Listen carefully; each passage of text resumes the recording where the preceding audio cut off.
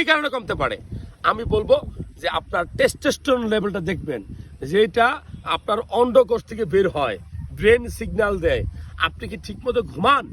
আপনি কি ঘুমটা কি ভোর রাতে দিয়ে 10 ঘন্টা ঘুমান, নাকি রাত 10টায় ঘুমায় আপনি 6 থেকে 7 ঘন্টা ঘুমান?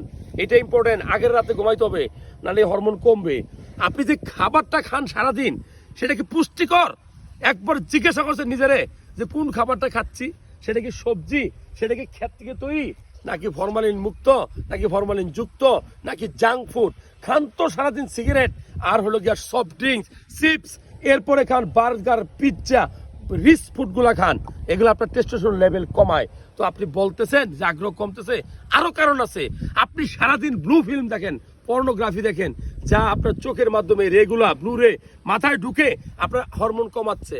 যাই হোক, আগ্রহ কমার অন্যতম কারণ কিন্তু ব্রোকেন রিলেশন। আপনার ওয়াইফের প্রতি যদি রিলেশনটা ঠিক মতো না থাকে, তাহলে কমতে পারে। আগ্রহ কমলে ডাক্তারি চিকিৎসায় ভালো হয়।